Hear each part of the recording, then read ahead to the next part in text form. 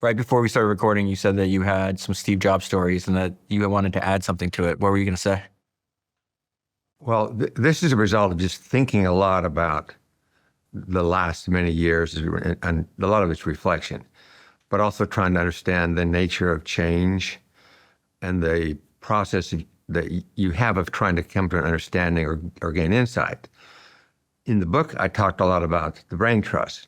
The Braintrust is such a mechanism. Different companies have different ways of trying to arrive at truth and getting insight out there. Every company says they do that. Most of them are full of shit.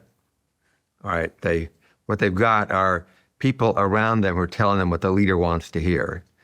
And the leader thinks, because they're hearing what they want to hear, that he got this really insightful group. But it's not really about diving deep. There's an overlay of the politics and where I am and what's my career and so forth, all of which gets in the way. In the case of the Braintrust, we worked out a way for people to be honest with each other and feel comfortable about it.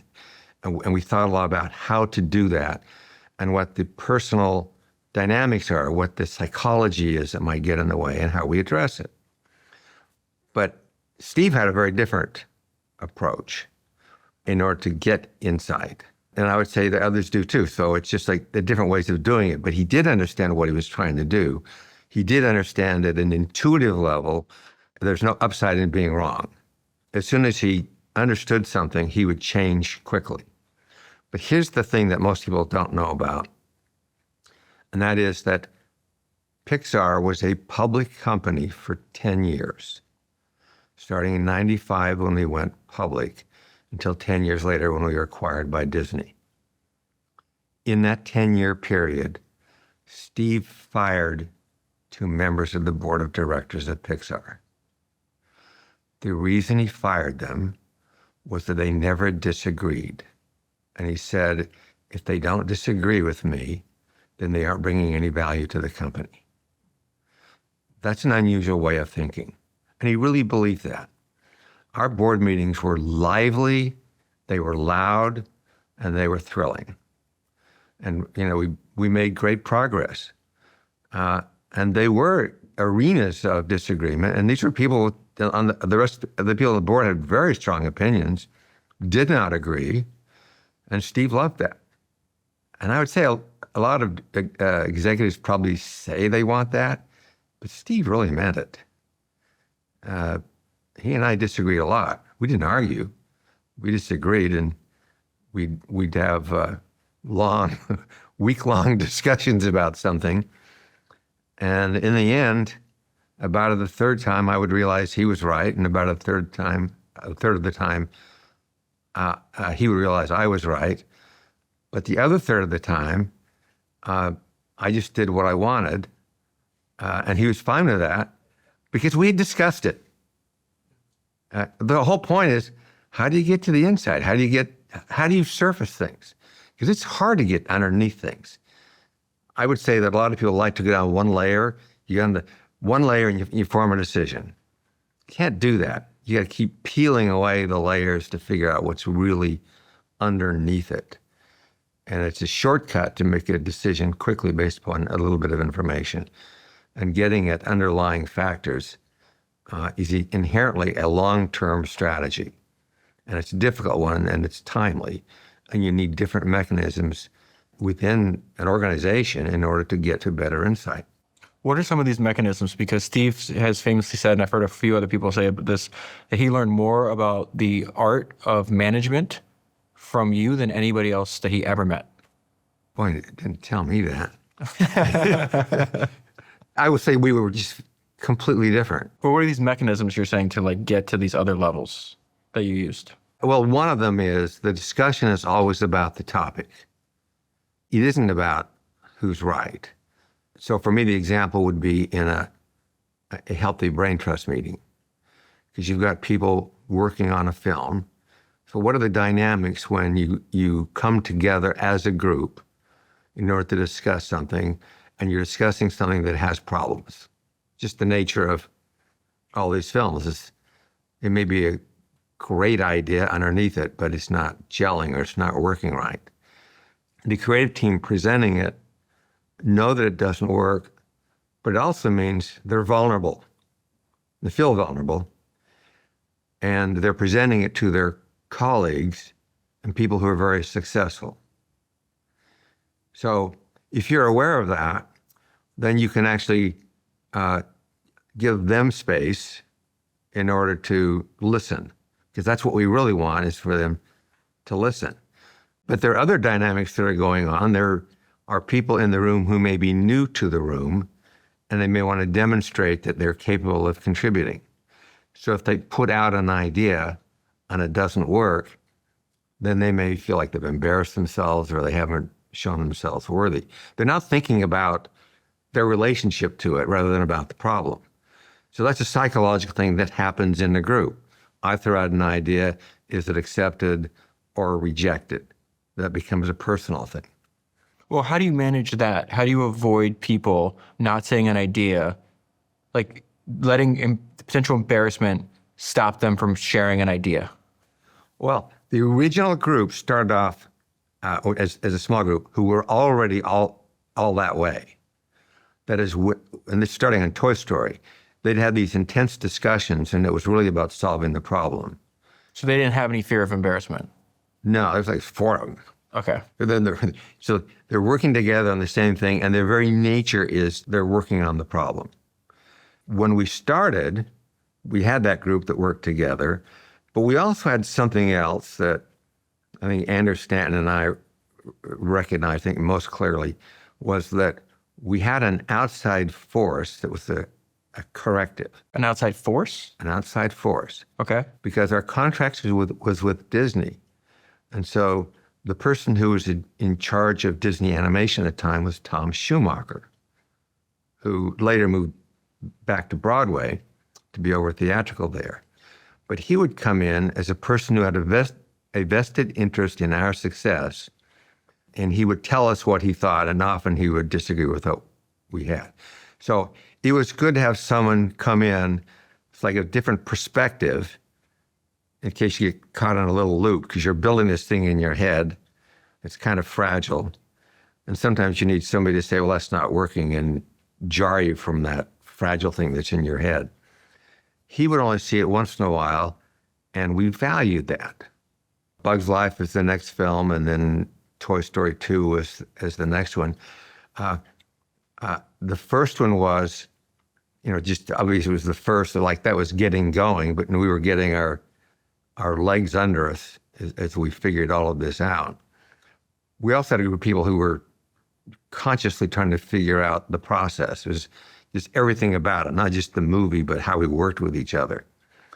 But as we were getting better at this and starting to rise, and by this time we're a public company, distributing through Disney, Disney is starting to go downhill.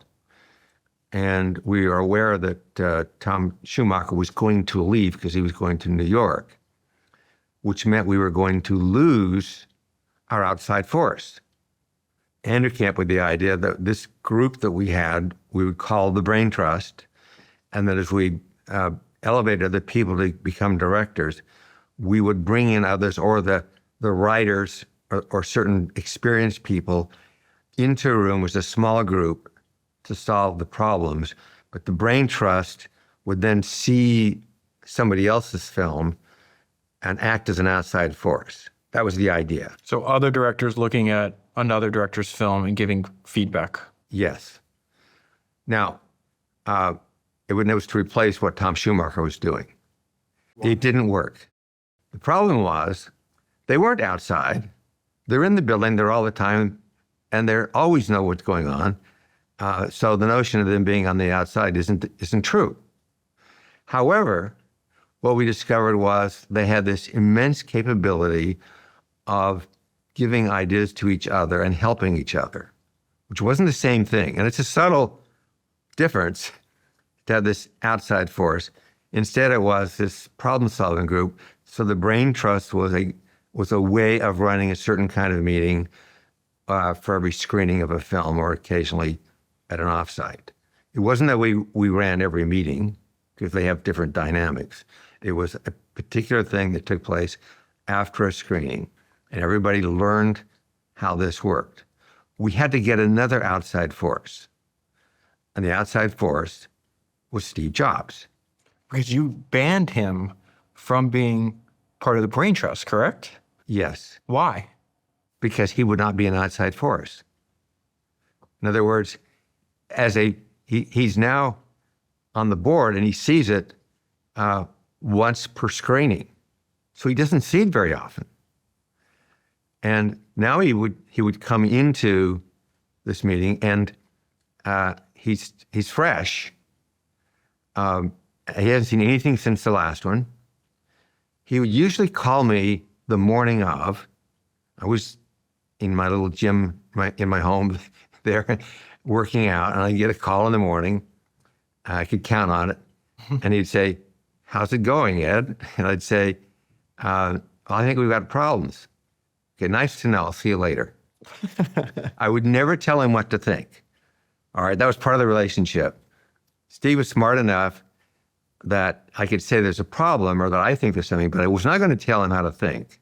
Or I might say, "I think it's going pretty well. Nice to know. We'll see you later today." That was it. What do you think was the purpose of that phone call? He knew, because I'm in the middle of this, that if there are problems in there, that there is a need for someone to come in and say something strongly. But at that point, it had to be from him. Because it couldn't be to him, right? Were people afraid in Pixar to share like harsh feedback or like fight with Steve? No, not with Steve. No, it was actually people. They would talk back with him. I mean, was there a little bit of fear? And he was obviously, so well known that a lot of people were nervous. There are people who are nervous about me too, just because of the position. That's just a reality. Is when you're in a position of either power or perceived power, that people react to you in a different way. And it's critical to be aware that that phenomenon takes place. Because nobody will tell you that. They wouldn't admit it. But it happens. So if you're aware of it, then you can just sort of be a little more tuned in. There's another reason why you didn't go to the Braintrust meetings, is that in order to get the dynamics right, that the people with power, either real or perceived power, needed to shut the hell up for the first 10 to 15 minutes. And he couldn't do that? It wasn't that. The logic of that is that if a person with power speaks, they tend to set the tone for the rest of the discussion. So you don't want them to speak at the beginning. You want the discussion to start, and then you enter the discussion. But in this case, they're entering as filmmakers with the others, and it doesn't derail the discussion. Steve had such a powerful voice that it didn't matter when he spoke, he was going to have this extremely strong effect on the dynamics of the room. And he understood that. So it was the reason he didn't come. I said, basically the dynamics don't work if you're in the room, and that we need you for this. And he understood that, and that's the way it worked. It worked great. It was an interesting phenomenon because Steve would come into the meeting, the Braintrust, or excuse me, it wasn't Braintrust meeting now. It's the meeting of the board of directors. That's when he would see it. The whole board of directors would see it in the theater with a subset of the company. We didn't have the whole company see it all at once. It was always trying to make sure there were some fresh or people hadn't seen it before. So there'd be some audience there. But really, at the end of it, the board of directors would come together with the filmmakers. And each would give their comments. And Steve would give his comments. He was extremely articulate. And he would give his notes. And most of the directors would say at some point that Steve gave them notes, and he saw things in the films that nobody else saw, that they'd never heard before. However, I'm in every one of these meetings. There was nothing that Steve ever said that had not been said by somebody else before in one of those meetings.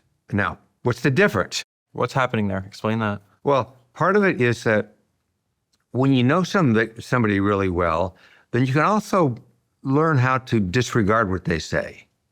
Like they're saying sort of thing they might be expected to say, and you disregard it or you don't hear it. With Steve, it wasn't possible to do that. He was so clear and articulate that saying the same thing would actually break through in ways that you wouldn't hear from the others. And there are a couple of examples of them. I can't actually tell the story because of the people involved. But sometimes people were felt betrayed because their colleagues hadn't told them about the problem before. But they had. As I say, I was there. and I heard all this. And they all felt like they were not being listened to. And then Steve came, and all of a sudden, the director hears that, and now it's like a new revelation, even though it's been there all along. Now, that's the reality of people with strong opinions, of the dynamics. And I honestly, my job there, well, it's fun to give notes. My job was to look at the dynamics. And I will tell you that in general, this worked very well. Everybody figured this out, that this is how it works, and it was great, and they loved it. And even though there was apprehension, they wanted the notes, and they engaged correctly with it. I want to tell you about the presenting sponsor of this podcast, Ramp. I have been reading a lot about SpaceX lately. SpaceX is one of the most valuable private businesses in the world, and one of the main themes in the history of SpaceX is constantly attacking and questioning your cost. Ramp helps many of the most innovative businesses in the world do exactly that. The median company running on Ramp cuts their expenses by 5%. And one thing SpaceX has demonstrated is that a religious dedication to controlling costs can help actually increase revenue because you can pursue opportunities you couldn't otherwise. And we see that in the Ramp data too. The median company running on Ramp also grows their revenue by 16%. So when you're running your business on Ramp and your competitors are not, you have a massive competitive advantage that compounds over time. Ramp is the only platform designed to make your finance team faster and happier. Many of the top founders and CEOs I know run their business on Ramp. I run my business on Ramp, and you should too. Go to ramp.com to learn how they can help your business save time, save money, and grow revenue. That is ramp.com. You're running the company. Steve's there almost never. I've never heard anybody, a CEO, describe their job as your job is to observe and manage the dynamics. What do you mean by that? Well, like in the case of, let's say, the Braintrust, just as an example, is that in general it works pretty well. Every once in a while you go off the rails. If you go off the rails, then you have to figure out why I went off the rails, what got in the way, and then usually you have to reconvene with a smaller group because the dynamics, as we all know, are different when you've got a small group. If things are going well, you like a bigger group because you're training other people to feel comfortable in this way of working. But if the problem is really serious, when you go to a smaller group where they're sort of past that stuff and they can focus on the problem. So occasionally it's off the rails, usually it works very well, and once or twice per film, then magic happens. By magic, I mean that ego has left the room. You have these intense discussions, and somebody can say something and it doesn't work, and they're not thinking about my idea wasn't there. They're always back on the problem. And it's described in sports as flow, or in areas like that as flow, but it's like a group getting into that state. And that's the ideal place to get. This is so important to get all this working right, that this is what our product's based upon, is this group of people working well together. So paying attention to the dynamics of those rooms is the job. They're the ones that are making the movies. I'm not making the movie. I'm just trying to make sure they work well together. From the point of view of directing a company, like a board of directors, is how do they work together? And sometimes board of directors are there and the CEO just wants sort of protection from them doing it. So he wants to craft everything that goes to the board of directors. it's not the way Steve worked. What is the way he did it? Well, it was just like we knew what the problems were. We'd come in and you'd have these people with very strong opinions. Well, we had the number one attorney from Silicon Valley was Larry Sonsini at the time.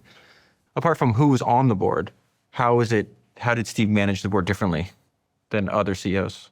We had a few of the critical issues out of the company. We were a production-only company. All of our films were marketed through Disney. So, and there was a limited time span in our contract with Disney.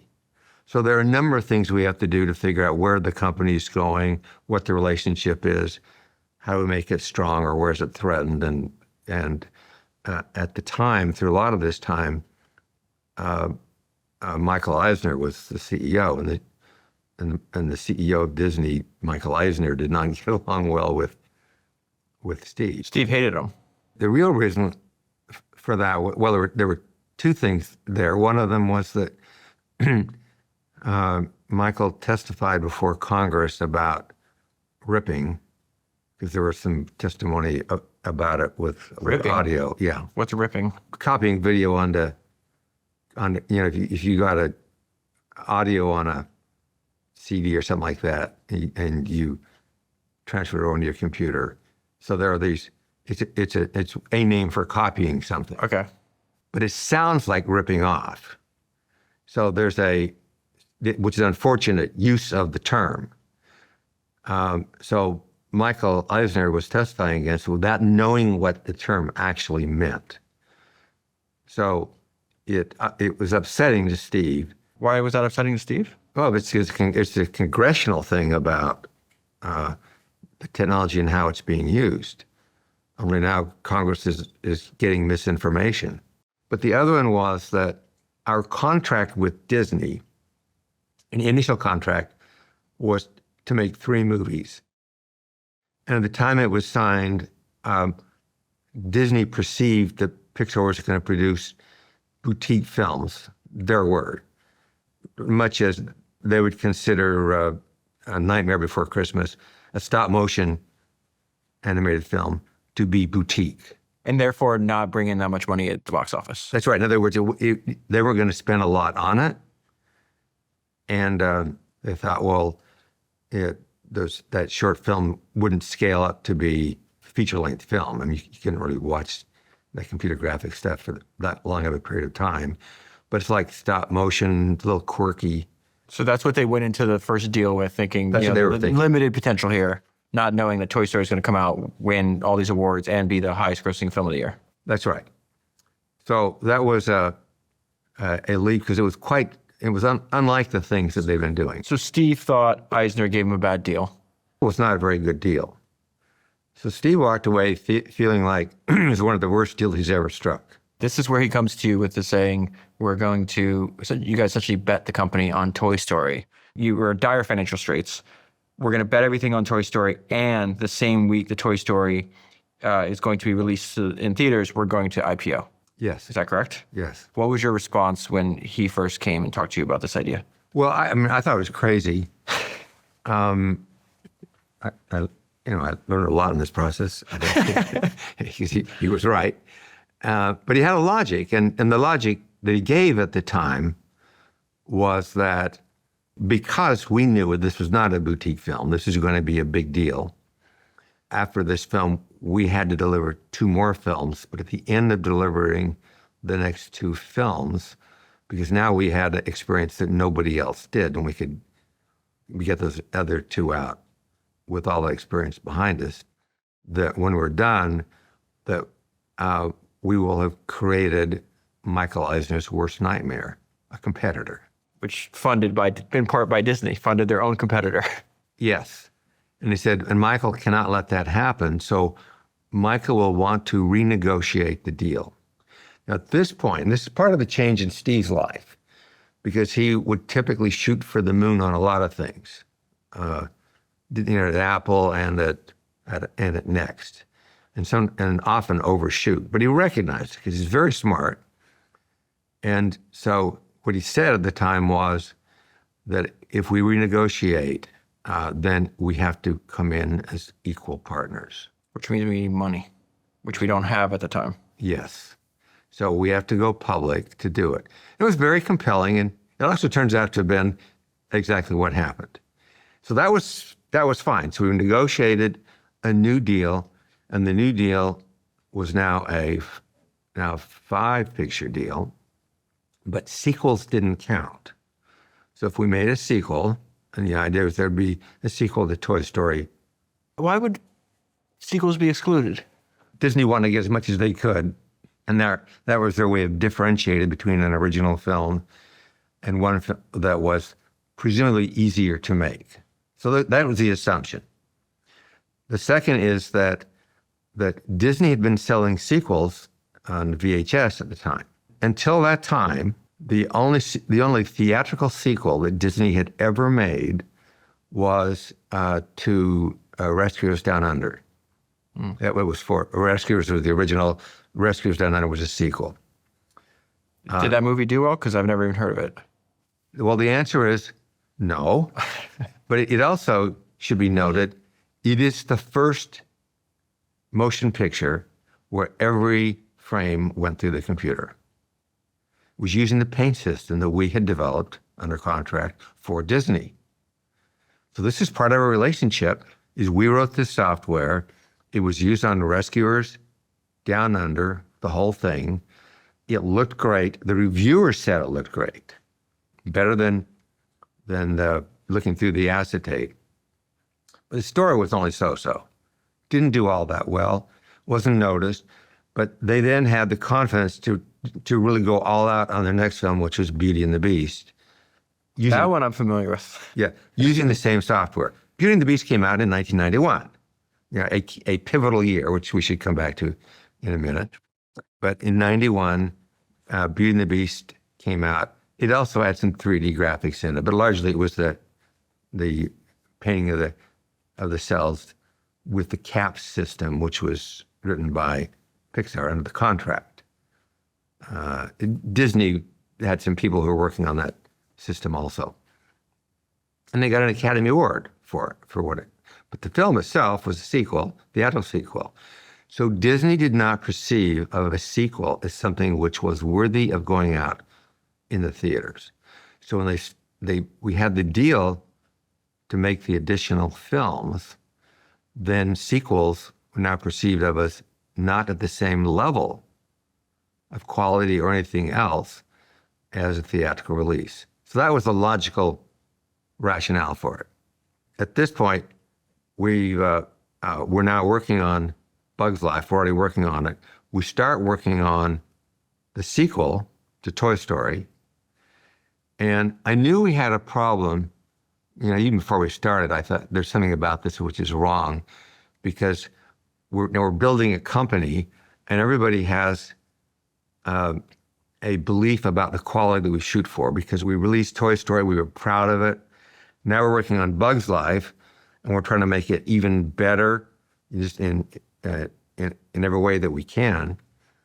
And now we start another film, which is supposed to be lesser, because it's going direct to video. Yeah, because Disney, originally Toy Story 2 was Disney wanted you to just forgo theaters and release it direct to video. Yeah, that was the plan. That was one of the reasons why it wouldn't count. So we almost immediately said, we think it needs to be theatrical. Disney didn't push back on it all. I mean, they agreed that it should go theatrical, but it didn't change the terms of the contract. It just came out, and then it turns out it was a huge success. And once it was a huge success, well, the thing to know was it was the first animated successful film of any kind ever. Yeah, for sequel. Basically, it changed the thing. Now, of course, it's common for there to be theatrical releases or theatrical sequels. Yeah. But at the time, it was sort of a breakthrough. It changed everybody's mind because it never happened before. So the issue now came with Toy Story 3. Because Toy Story 3 would be a sequel. And Steve said to Michael, says, Michael, we're a public company. our investors are expecting that we're coming to the end of the contract. It is no longer true that this is just a sort of second-class sequel, that this is really a first-rate theatrical film, and it should count. And Michael stuck with the letter of the agreement. That's what pissed him off. It pissed off Steve. So it was just sitting there, and the deal was that if we wouldn't make it, they could. So at some point, a few years later, they started to make their own version of it.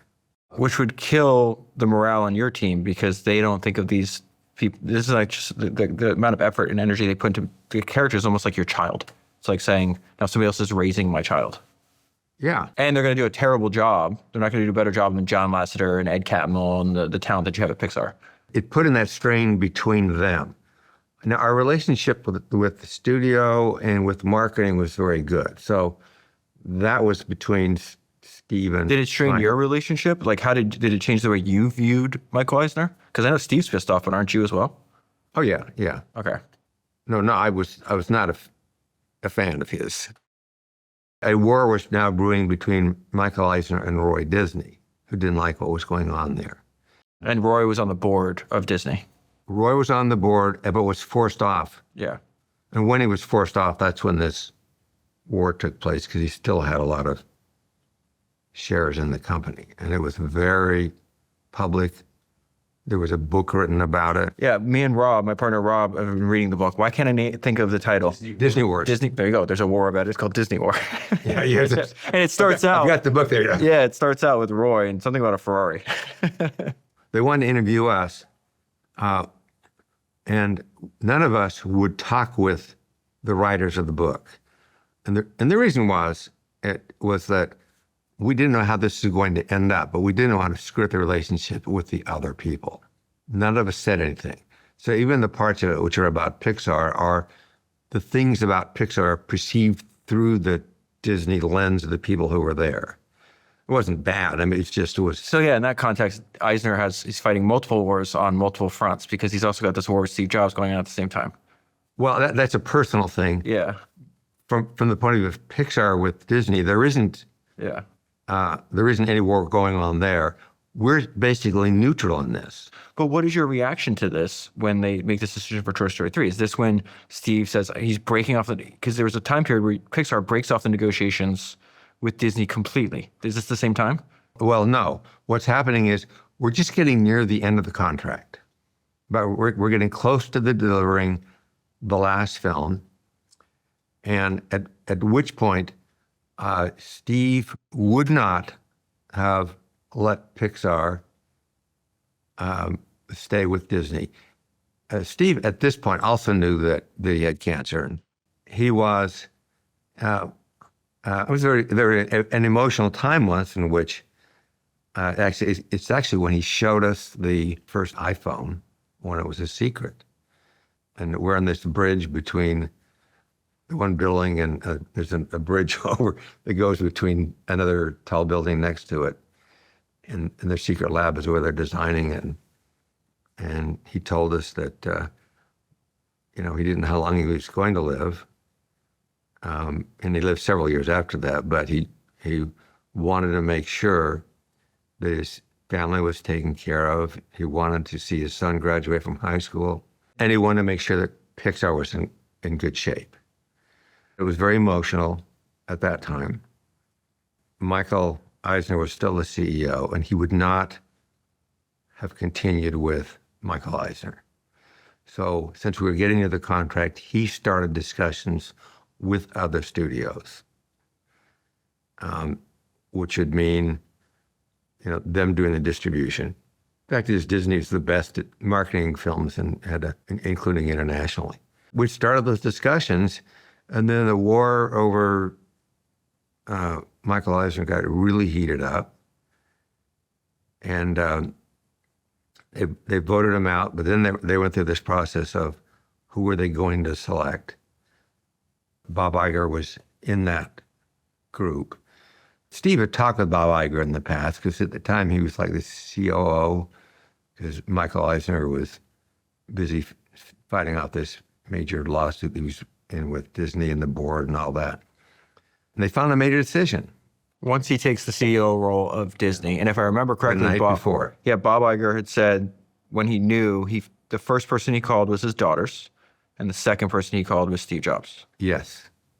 So he called Steve at his home on Sunday night and said, tomorrow it's going to be announced that I'm the new CEO, so this need to be confidential until that time. He said that he's been to all the parks and he knows that all the new material is coming from Pixar.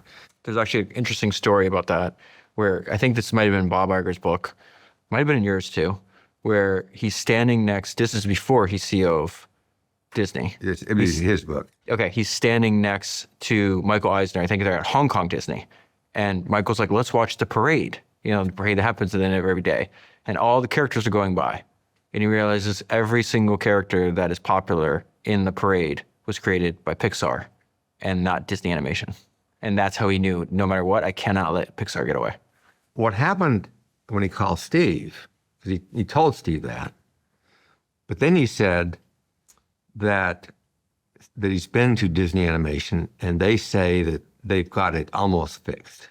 Essentially, they've found what the problems are and they're about back on track. And you would have called that bullshit at the time? What Bob says is he did not believe that they were nearly fixed. And you didn't believe that either? Oh, no, I knew it wasn't. Okay. I knew they didn't have a shot at it. But he knew it, and he told Steve that he didn't know how to find anybody, and the only ones he knew who knew how to run animation now was Pixar. So can we talk? And Steve says, yes, as soon as you're ready. So that was their conversation. Steve was blown away because Bob Iger starts the conversation by saying, I've got a crappy hand, can we talk?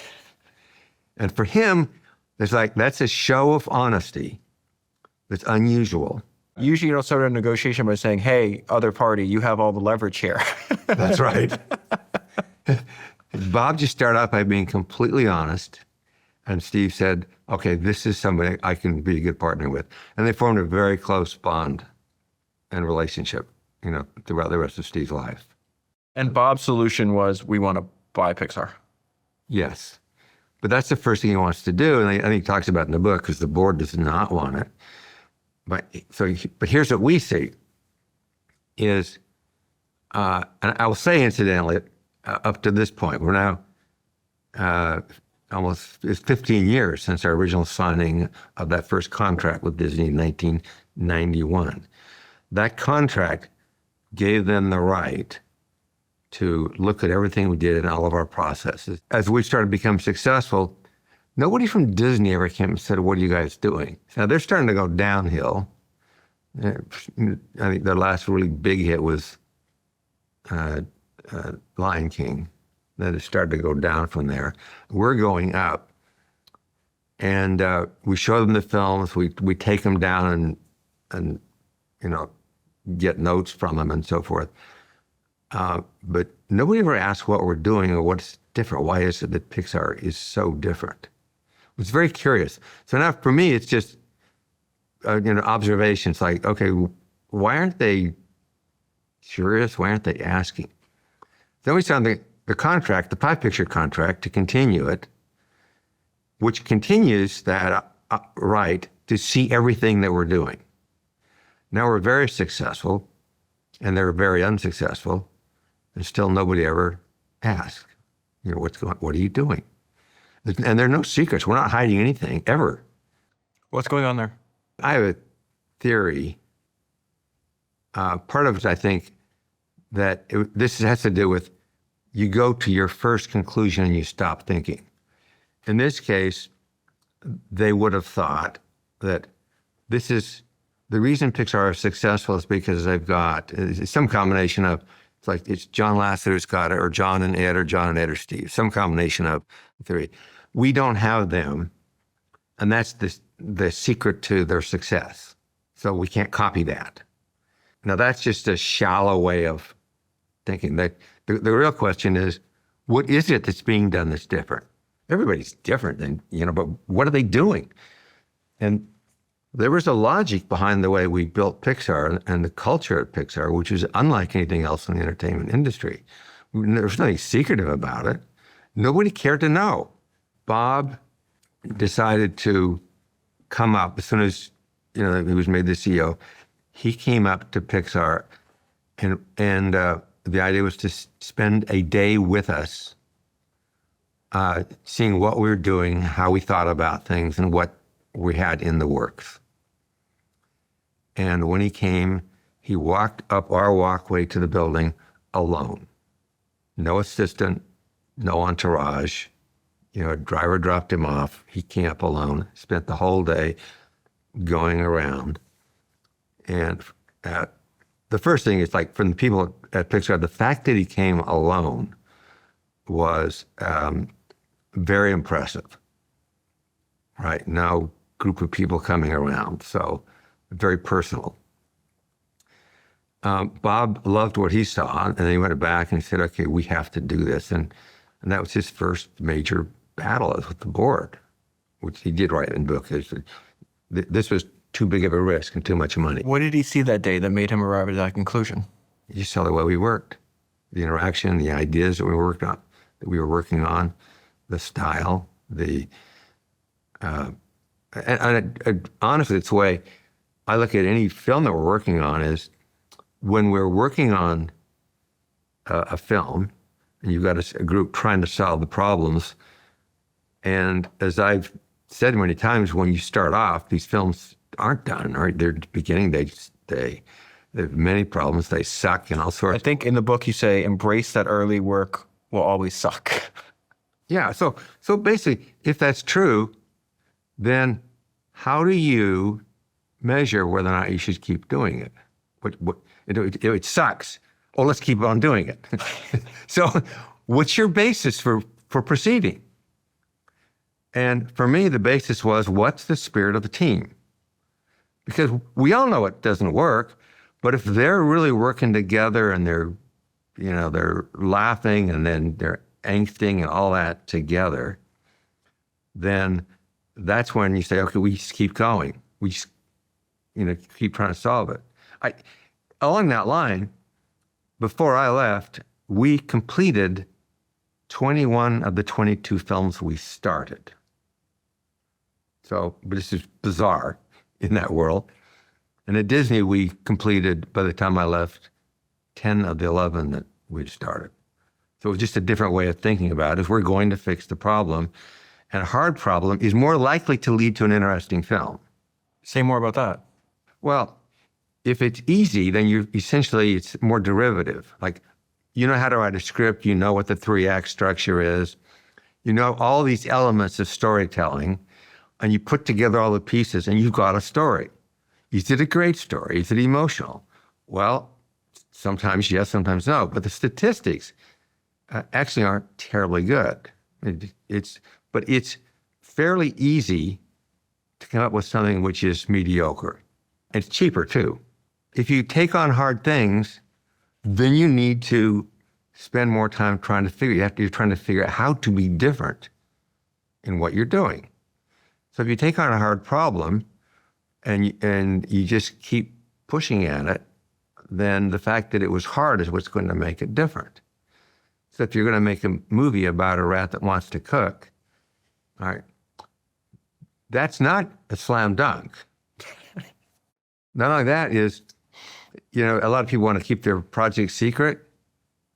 This is one where you could tell everybody we're going to make a movie about a rat that's going to cook. Nobody's going to copy it.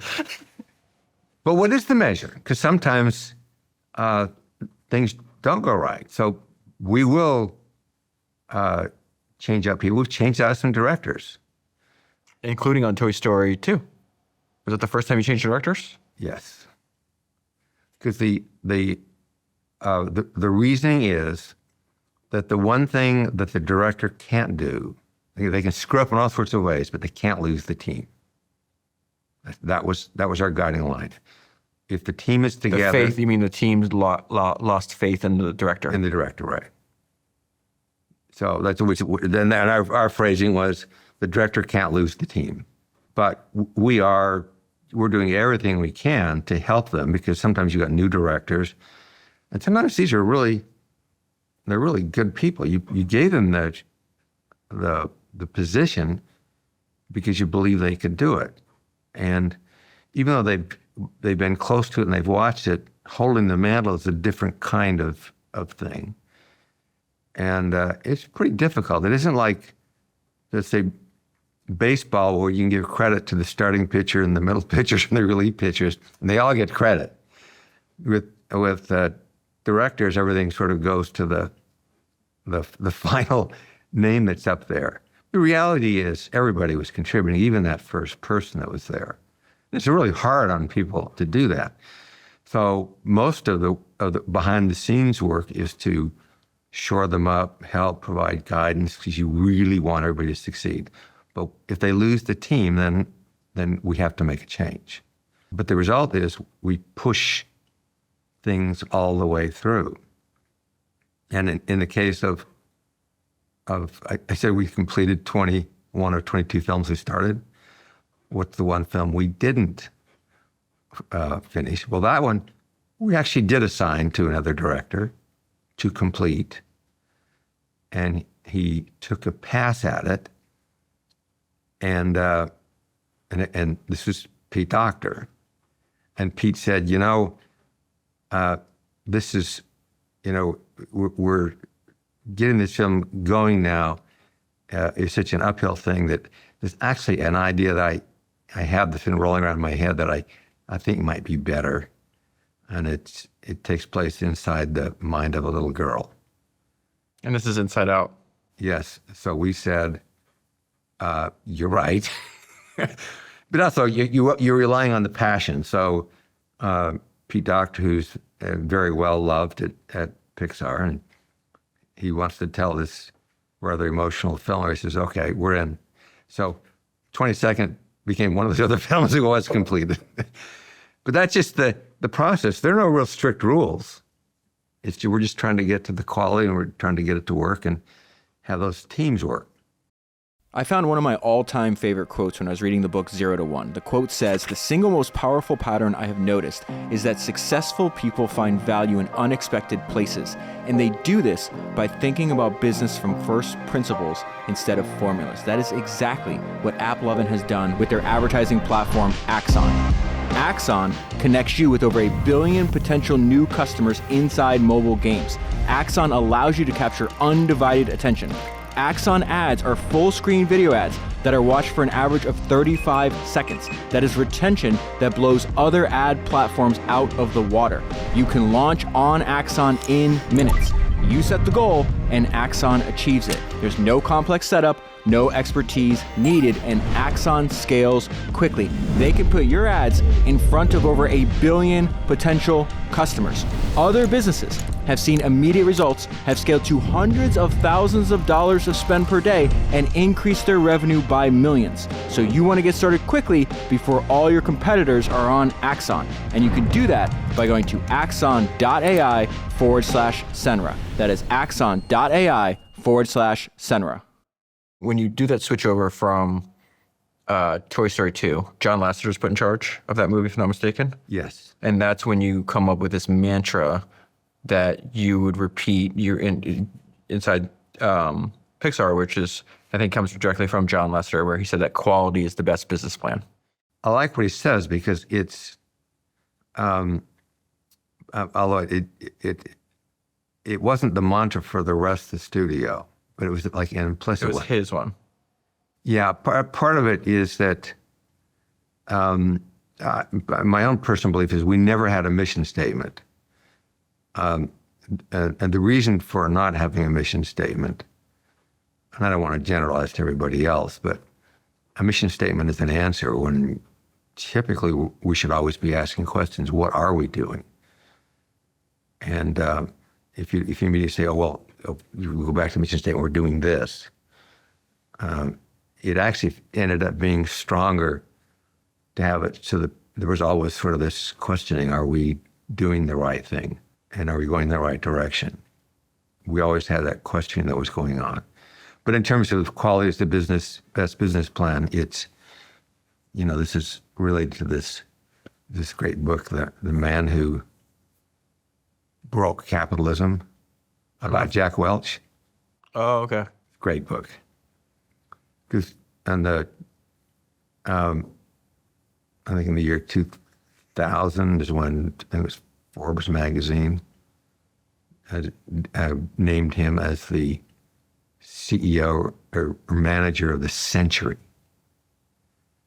Utter disaster.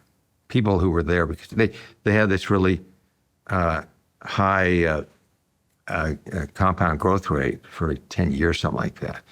So people who were raised under the system were considered to be the very best. Whereas General Electric today, is split up into pieces. And it was completely fragile, not robust, because he gutted it of the future research. But the people that were there were hired and considered to be valuable because they'd grown up in that system.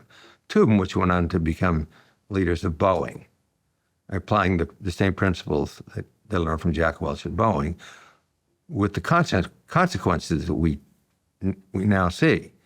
So this is the opposite of quality is the best business plan, because the reality is that quality in products, whether it's phones or movies or airplanes, the quality is very important. That is got inherent in the business plan. But too many, it was the short-term annual growth rate. Yeah. Which is the opposite of what Lasseter is preaching in that statement. That's right. We were not the lowest cost producers of animated films. That's for sure. We may have been even the highest cost. I want to pick your brain about, you had two childhood heroes you read about in the book, one being Albert Einstein, the other one being Walt Disney. I've read everything I can get my hands on Walt Disney. I find him fascinating.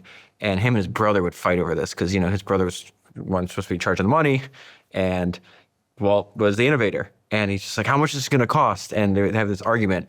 And he goes, we're innovating. I'll tell you when I'm done. Like, I don't know what the cost is.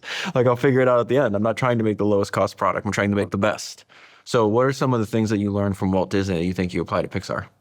Initially, as a kid watching that, what I'm seeing is the result.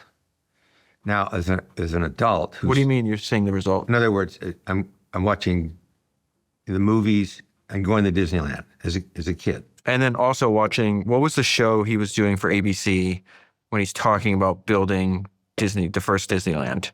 It was The Wonderful World. Well, I think it was The Wonderful World of Color, because I think when it first started, it was The Wonderful World of Disney or something like that. But when color TV became popular, they changed it to The Wonderful. And you were like 9 years old or something like that, watching in your living room. Yeah, something like that. Yeah.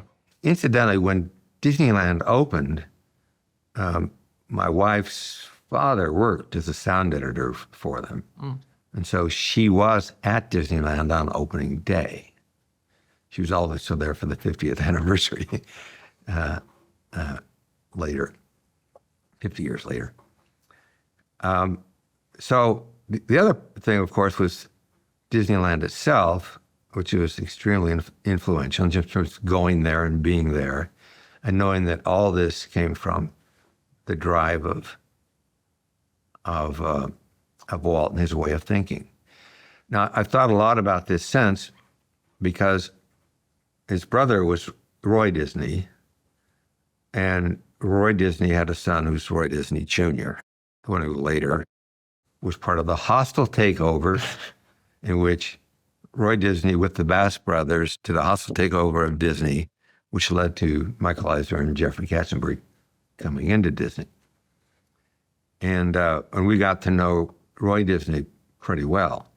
But now, if I now think of it in terms of technology, if I go back to Disney, Disney understood better than anybody else at that time that technology was invigorating the studio. And he believed it so much that it also led to Disneyland. He just loved this stuff. But it was before it was blue screen matting, then it was yellow sodium matting. He would use it and adopting sound. Any new technology that came out, Disney embraced it. He was every embracing single it. time. He's one of the first people on the frontier. So like when the Xerox machine came out, they worked with Xerox and they built a room that was a Xerox camera. So I was in that room when I was in college, and there's a lens in the wall with a platen on the other side where the light's there and people could put the cells on it. Wait, Disney partnered with Xerox to build this camera? Yeah, to build a room that was a camera. Okay. So in one side of the room, there's a lens, then there's a conveyor belt going in one side, another one going out the other. So in the room itself, there's like a red light, and you've got these zinc plates or something like that with carbon would go on it. So these plates would come in the conveyor belt, they're clean, they'd be put up, and then they would snap the photograph, and then put this carbon on it, the little particles rubbing around. So now you've got a copy on there, and then it would go out, and then they'd fuse it with actually they'd apply acetate to it and transfer the carbon onto it.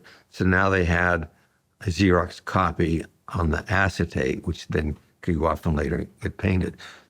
Interestingly enough, when I later became president of Disney, I walked by a room there in their building, which had only been built, by that time it was only 10 years old, but I walked by a room that said ink and paint. So I stuck my head in and I said, "We still have an ink and paint department?" And she said, "Yes." And I said, "Can I see it?" Because it turns out all those reports to me. I just there, I didn't even know about this. So we went over, the same room is there. That was really cool. It turns out that having technology was in Walt's DNA, but it was not in the DNA of the company.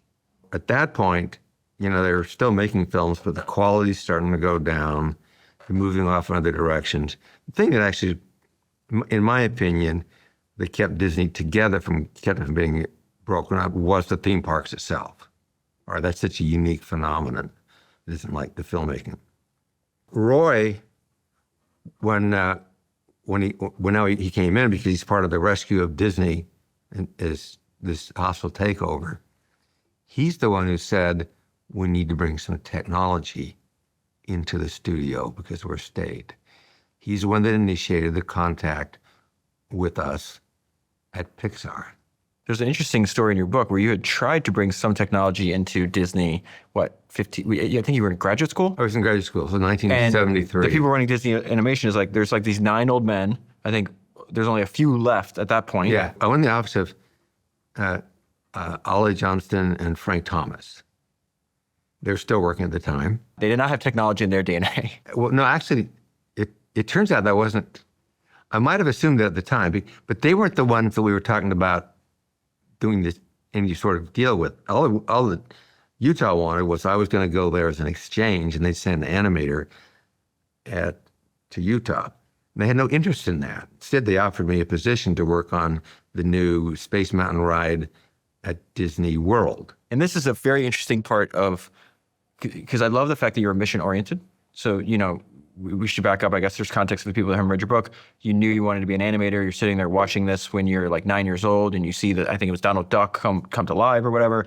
Then you realize, oh shit, I'm not, like, I don't have the technical skills to be an animator. You also love technology. Then you have this idea, this mission that I'm going to combine my two loves, and I'm actually going to make, my mission is going to make the first, feature-length computer animated film. Okay. But you're like obsessed with Disney, but you go to Disney, they offer you a job, but it's in conflict with your mission. And you didn't, I think in the book it says, you didn't think twice. You turned them down immediately, correct? It wasn't going in the right direction. Nobody in the industry thinks technology is critical. I mean, they don't, they have cameras and they use certain things there, but it's more like if we can buy the product, we'll use it. We're not going to push it. The first person since Walt Disney to believe that technology was going to have an impact was George Lucas. So after Star Wars, and because ILM, which was the high technology at the time in terms of that optical process. Industrial Light and Magic. Industrial Light and Magic. George's company that he started because he couldn't buy the technology he wanted to apply to special effects and filmmaking, correct? That's right. He got this group together that's down in LA is where they started, and they figured out how to get what he wanted. And one of the things they were able to solve, but this is a subtle thing that most people aren't really aware of, has to do with motion blur. It turns out with film, it was Thomas Edison who discovered that it was easier to show every frame twice on the film before advancing it in order to overcome the flicker frequency of the eye, but not use nearly so much film. But it had a consequence with the eye in that if something was in perfect focus and you're tracking it, like let's say a broomstick is going to move in front of the camera, then it's flash, flash, frame moves, flash, flash.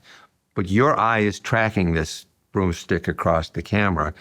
So it's flash on your back of your eyeball moves, and they flash in a different place. So the edge doubles up. The reason you didn't see this with live action films is that everything moves in the direction of that it's moving because the camera's open for a certain length of time. So you've got this natural blur. There's no sharp edge for the eye to cue on. Everything works fine. Doesn't work with animation or stop frame animation or Ray Harryhausen's stop motion animation in these movies because of this artifact. What's the experience of the person viewing this? They become nauseous? No, it's just like you just happen to notice that the edges double up. Okay.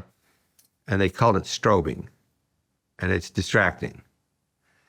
So what they did at ILM, which was used for Star Wars as the first film, was they would move these little cameras because they had motion control of the camera against a blue screen or later green screen background, and then they would capture the motion blur and then maintain that blur as they went through these different phases of transfer through internegatives and negatives and so forth. And it was very difficult. That's why these guys were like the masters of doing this, because the photochemical process is being developed at Technicolor is a nonlinear process. So it's hard to maintain the quality of these blurred edges. But they did it. From George's point of view, they were using computers and they were really good at the optics and they were very successful. And people were watching this movie and it didn't have these artificial things that you see typically with special effects of this sort. That was their beginning. George could then look at that and say, oh, I brought in these really smart guys and there's a lot that's happening in the outside world. And George is not a technologist. He knew that things were changing rapidly and that it's probably going to happen with audio and with video, and he knows enough about to know that it's changing quickly. So he went out to find somebody who could put this together. This is going to be the beginning of Graphics Group. Yes. Which is going to be where you have a very unique experience because you were inspired by Walt Disney. You worked with Steve Jobs consecutive for like 26 consecutive years, I think longer than almost anybody else. But you also meet a young George Lucas. This is after the first Star Wars when you go to interview with him? That's right. He's still working on Empire Strikes Back. You're both in your early 30s. Yeah. You did something very different. They're recruiting these technologists, right? You're one of them. And the interview process before you get to George, the first question in the interview is, who else should we be talking to? And I want to bring this up because let's say there's half a dozen other people that are going for the job just like you. You were the only one that started listing off all these names. And you find out later that the rest of them were essentially threatened by competition or maybe insecure, whatever the case is, and they were not as free-flowing with information, which is something that you maintained throughout your entire career. They wanted the job. It was like a plum job. But this instinct, I want to focus on your time and what you learned from George Lucas, but this instinct to constantly share knowledge. It's something that happened in grad school, and you seem to perpetuate that throughout your entire career, correct? Yes. There was a succession of insights for me just at a personal level. One of them was at grad school, as I was graduating, I can look back and just say that this was a fantastic 4 years. I loved my time. I loved the people. I loved the way the professors worked. I loved the support, the environment. It was invigorating. We all had different interests. And it was like, I said to myself, this is the kind of experience I want to have for the rest of my life. So that became one of the foundational things for me, is that way of working is a great way of working. We accomplished a lot. And I went to New York Tech, and I had a bunch of theories about how to manage. And and what I found as I got into it was that some of my theories were a complete crock. I mean, I didn't know what I was doing. I never managed anything in my life. So, and I boxed myself into a corner. But at the same time, I also recognized there was something about the position I was in that some of the newer people were treating me a little bit differently, even though I didn't feel I was different. So this was an interesting psychological phenomenon that was going on, which I found interesting. Because when I went there, I didn't really want to be a manager. I kind of liked the idea of being in charge, but I didn't want to do the hard part of managing. But as we went into this and I was making mistakes and trying to correct them, I found that that part was interesting too, as well as the technology was interesting.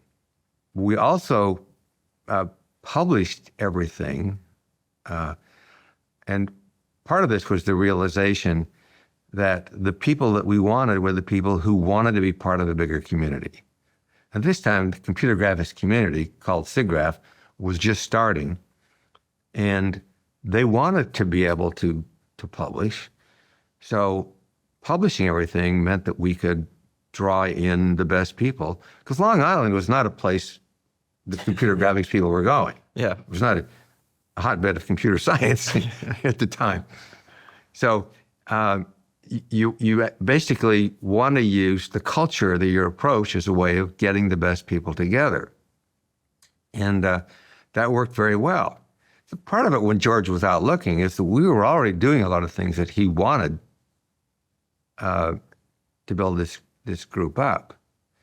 So I was hired to go to Lucasfilm, but that was also a point of reflection for me, because I could look back on my time at New York Tech and say, well, about half of my theories were right and half were a crock.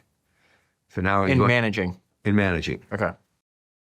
Deal is how the best founders turn the world into their talent pool. I've been studying how history's greatest founders operate for a decade, and one thing they all have in common is they understand that recruiting and hiring the very best talent is your most important priority. A players recognize other A players, which is why top companies like Ramp, Shopify, 11 Labs, Uber, and DoorDash all use Deal. Many of the top founders I know have personally invested in Deal after using their product. And what they discovered is that Deal is the best company in the world at building infrastructure for global hiring. Deal will help your business hire, pay, and manage any worker anywhere in the world, so you can retain the best talent anywhere and spend the rest of your time focusing on what you do best, delivering value to your customers. The founder of 11 Labs has a great description of the value Deal can give your company. He said, "We built 11 Labs to break down language and communication barriers. With Deal enabling us to hire and support exceptional talent anywhere, we can accelerate our innovation and bring more voices, stories, and ideas to every corner of the world." Deal is trusted by over 40,000 businesses. Learn how they can help your business today by going to deal.com/Senra.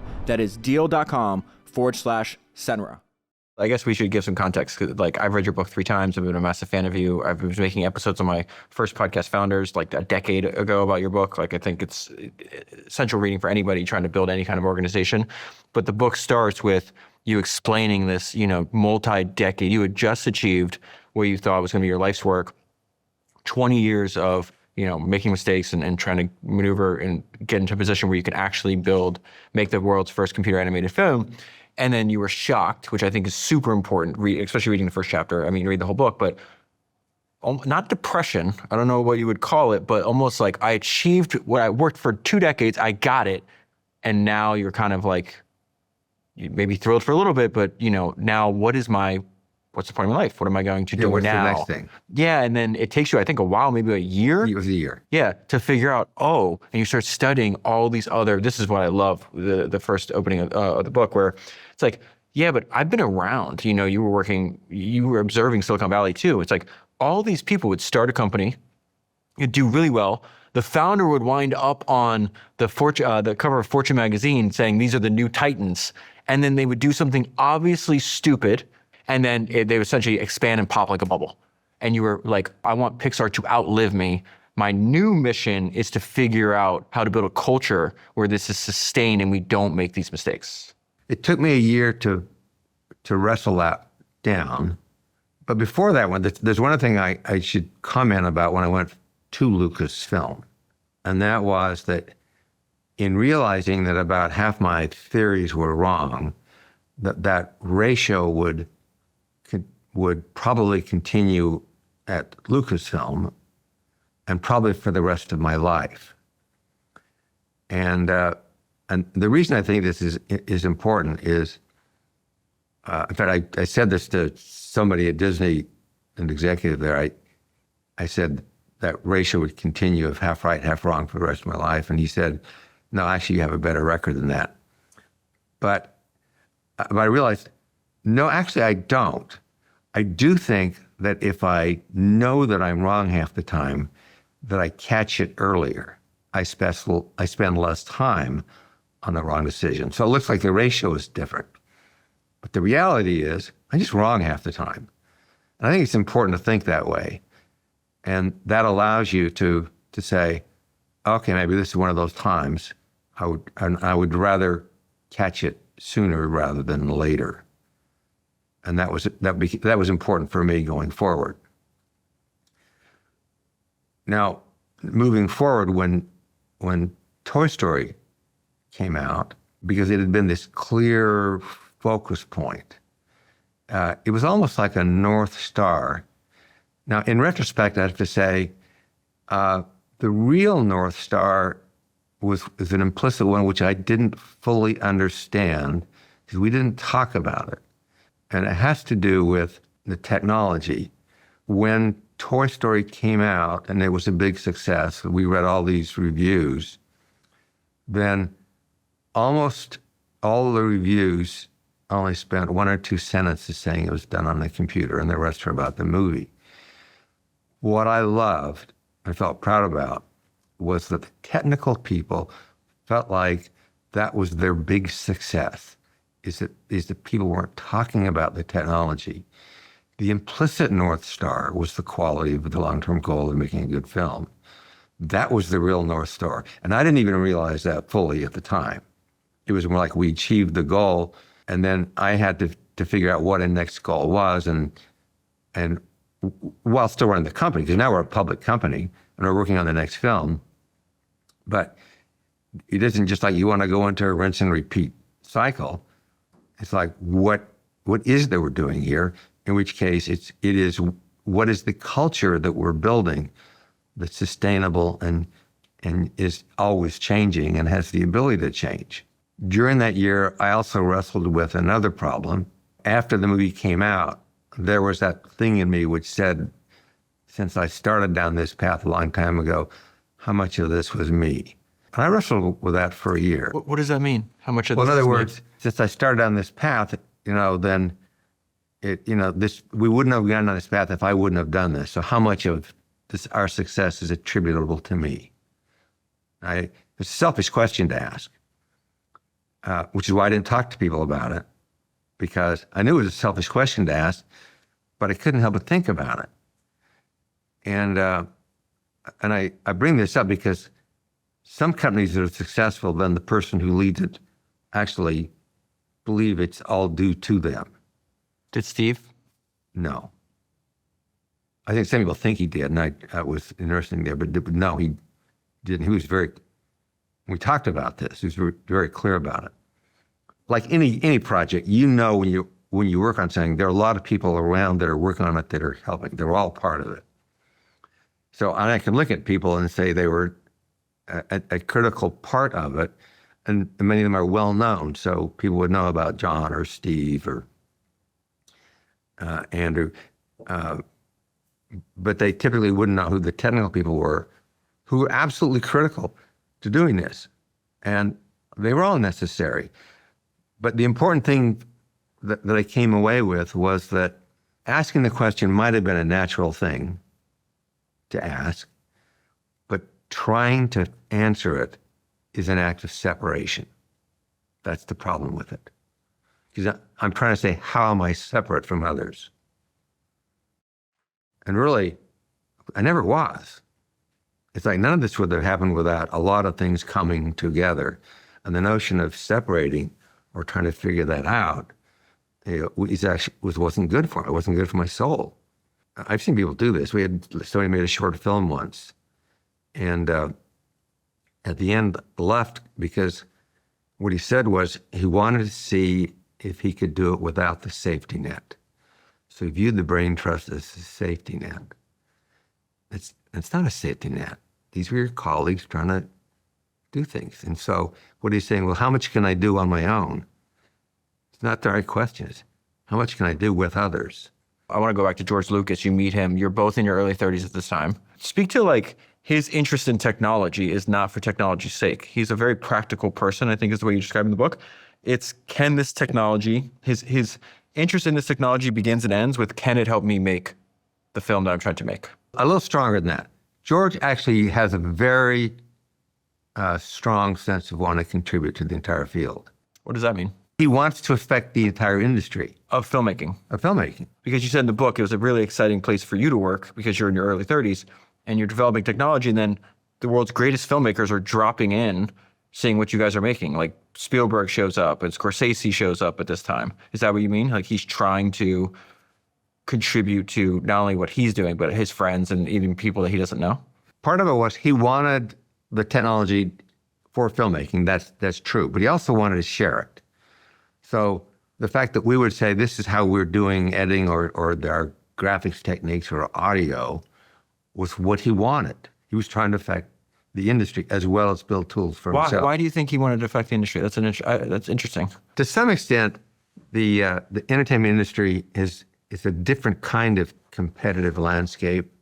If you've got a movie out in the theaters, then you would actually like all the other films not to be there because you want everybody to come to yours.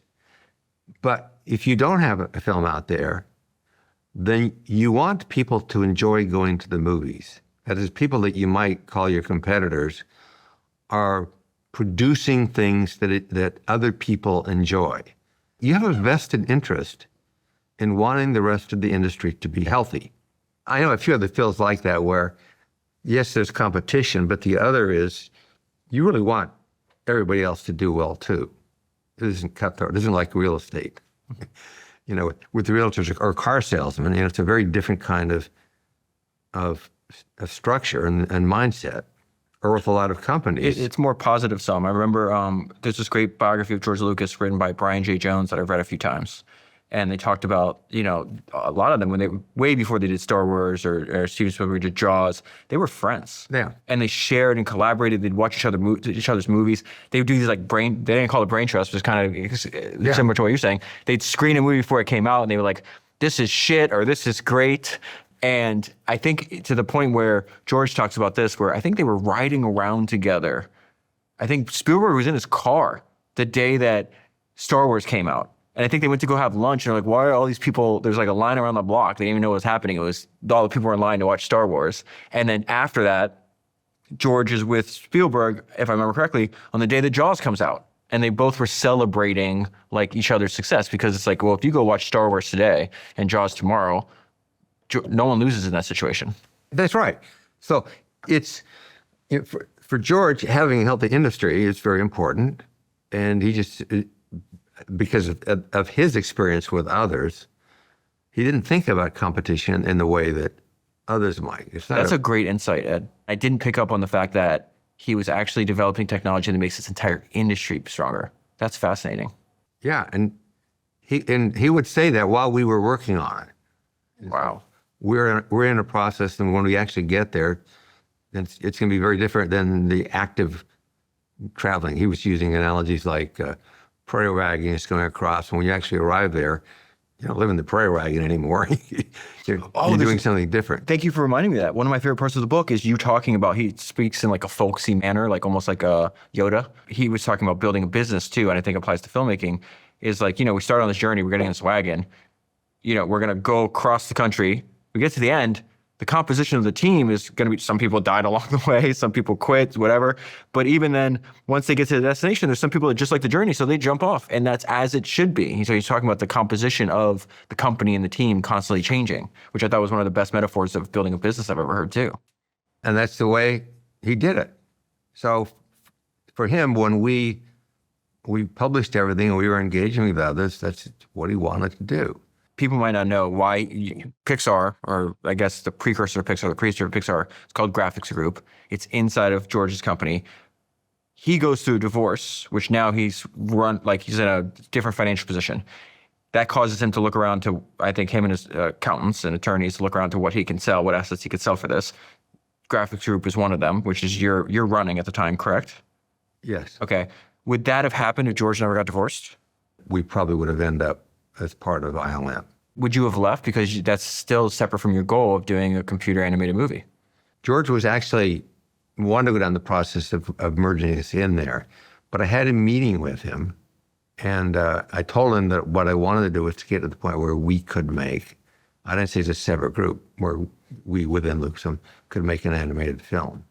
And what was his response? He didn't say anything at the time, but the president of the company the next day said, George doesn't want to make an animated film. So we were going to look to sell you. A lot of people don't know, and this is in a couple biographies of Steve, is Steve checked out Graphics Group, I think even before you guys were up for sale, right? He was still at Apple at this time. Yes. Okay. Yeah. Then I think maybe a year or two passes, whatever the time frame is, finds out it could be for sale. You guys have this enthusiastic meeting where he is just like, you're the best in the business. I have to do this. And then he kind of ghosted, what the kids would call ghosted, right? And you're like, why didn't we hear from this guy? Like, we had this crazy meeting. He was super passionate. We didn't hear peep for 2 months. And then you find out it's because at that exact same time is when Steve got kicked out of Apple. So the one who brought him up for that enthusiastic meeting was Alan Kay. Because Alan Kay worked for there. And when Alan came up in the car, because at that point, and this is like young Steve who, was had not developed the skills he developed later. He went through an arc in his life, and this was early in the arc. The characterization of him, especially in his last few biographies, and when he died, was he was this jerk, he was this asshole, he was this tyrant. And you tell a much more complete story about how much he changed from the Steve you met at 30 to the person that you worked with for the next quarter century. Yeah, and the problem was when the authorized biography was written, and Isaacson, who was a very good writer, but he interviewed all these people. What people didn't understand, and Isaacson didn't know, was that years of 91 to 95 was when Steve made this major transformation. As I mentioned, in 91, he got married. His son Reed was born. We signed the contract with Disney. Terminator 2 came out. Why did that matter? Well, it mattered for the film industry. The film industry in the 91 to 95 went through a major transformation. Steve went through a major transformation. Pixar went through this major transformation. And the whole industry did. So it was just like 91, these events happened, signed the contract, Beauty and the Beast came out, Terminator 2, Steve, and so forth. 93, Jurassic Park came out. And the dinosaurs made with CG were so electrifying that everybody just recognized that the world is changing. 95, Toy Story came out, first computer graphics film, huge success, and we went public. So boom, in this period of time, all this stuff sort of falls into place. And now we're in a different world. At that point in the world, that's when I've got some personal questions to answer as we transform the company from one trying to figure out how to do it at all to how to do it in a sustainable and an ongoing creative way. The other one was we now came up with the next person with credibility in the film industry after George Lucas to believe technology mattered, and this was Roy Disney Jr. Walt's nephew. The reason Disney entered into the contract with us was because Roy knew that what Walt did was he adopted new technology.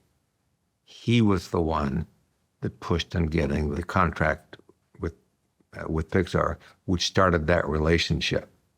So all these things are sort of intertwining and coming together, and with each of us with a different viewpoint, but trying to pull all this together to make something very different happen.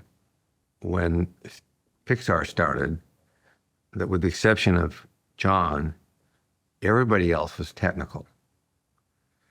And when I visited a lot of companies while at Lucasfilm, the one thing I noticed was there was a weird sort of first class, second class. It's not a terminology that people would use because people wouldn't say that they're first class. But sometimes people will say they felt like they're second class. But it's true in a lot of companies, unless you're in that sort of pivotal rung of people who have this make the visible difference to the company, then you can have this feeling of being second class within the company. We were determined that we did not want this to happen to us.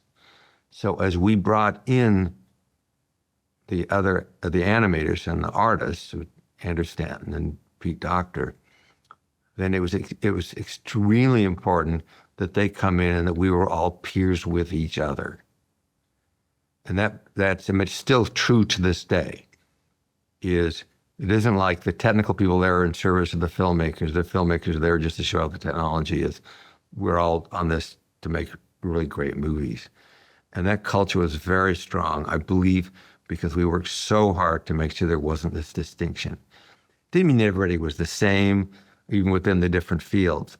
But as a group, it felt like, oh, I'm working with world-class people in art or in production or in sound. Like they're all world-class. And if you feel that way about everybody, then it actually changed the dynamic within the group. And it's very important for us to do this. And I think we paid more attention to it. It was one of the things I don't think any of the studios understood, was that real relationship about this balance. It's too subtle. I mean, I can describe it. Everybody would nod their heads that that's probably what they do, but they don't. Say more about what they don't understand. Well, I mean, if I take the entertainment industry, the actually experienced people don't report directly to the CEO.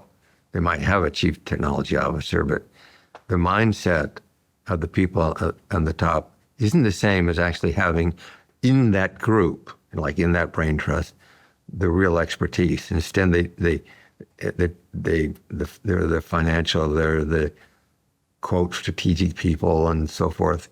But it's not. So you just remove those silos in Pixar? I don't know if I'm understanding. The idea was to remove the silos. I say that because there were 3 times in the history of Pixar in which a group arose that felt like they were second class, and we missed it, and we were looking for it. So this is really hard and it's very subtle. As an example, after we're successful, we bring in some young people, and they hear the early stories, because in the early stories, when we're making Toy Story, people are spending a lot of time there in the building, and there's a lot of clowning around, and these little hand scooter races around the building, and funny things like that, all sorts of gags and so forth. So you hear those stories, but now for somebody new in the building, what they see, because it's a few years later, is these people who had a lot of fun and were pretty irreverent, were now married and had kids, and at night they went home to their kids. So regardless of what you say, they don't want to look like they're out of place with these people they respect, because they're very successful. It doesn't matter what you say, they're emulating the behaviors that they see, and what they see are people who are going home at night. Meanwhile, the people that are going home at night to their families are saying to each other, what's wrong with these new people we're hiring? They don't have any sense of fun. They're not doing what we're doing. They're very different. So, but they don't say anything. Neither group talks about the problem. So this festers for a while. And you finally realize, oh, I see. they've got these feelings, but they're not saying them because it seems inappropriate. You don't want to sort of stand out. You don't want to look bad, so you don't say anything. Once they realize that, then the question is, okay, how do we get this sense of fun in there? But sense of fun isn't something that you organize top down. Yeah, it's 3 p.m., guys. Come on, let's go take an hour to have fun. I know. It's just, or we do have company parties or big events. Yeah, I mean, they're organized, but the best things happen from bottom up, or the managers in their group, they decide to do something. So in that case, what we would do is, I went to some people who were instigators. And you say, you just sort of make something happen. And they would go off and they would do something. But there'd be nothing that was official from the corporate, just like to tell those people who are instigators to get things to happen. So it's like a signal. So when people start to do something which is, sort of irreverent or, getting closer to the edge, but what they see is okay, then it frees people up to do more things like that. And so we had a lot of activities that were they were self-organized. So my understanding, what you're saying is like, these problems are very subtle. They're hard to notice. If left unchecked, they fester, and the solutions can also be subtle. It's recognizing the value of signals, both signals that you're looking for, because they're not saying them. So you have to look for subtle signals. But in order to make it safe, is you have to, in turn, make sure there are signals given back. And it wouldn't work if it's just this top-down edict. Yeah, if you get on this, look, what you get in front of a company meeting and say, okay, everybody, lighten up, have some fun. Okay. All right. And they'll nod, say, oh, okay. It doesn't mean anything. They actually need genuine things. So we had a few people who did things which were a little too far out there that would have gotten them fired in other studios. People know that happens. And what you're doing is you're saying the tent is wide. A lot of things can happen there, and you want them to happen. And so I don't like to have a lot of rules. If somebody violates a rule of common sense, people do once in a while, you call them on the carpet, you tell them you can't do it, but you don't make a rule so that nobody else makes the same mistake. Because as soon as you make more rules, then people are worried about, what are all these rules? Who do I have to ask for permission? So what we wanted was that people would do things without feeling they need to ask permission for everything. There was one thing, I think I mentioned this in the book, but the animation group over a weekend disassembled a truck, brought it into the building. It's still there. I was just there a couple of weeks ago. So we show up, all of a sudden, there's a truck in the middle of their area. And like with their office, like because everybody would custom, and you talk about in the book, you would encourage them to custom design their workspaces. Is this in their workspace, this truck now? Yeah, it's in their workspace. I hadn't been there for a while because once I retired, what it means is if I go there and somebody doesn't like something, I do not want to be a back channel. Mm-hmm. That would not be healthy. So I would go there on occasion, but I went there, maybe it was like a week ago.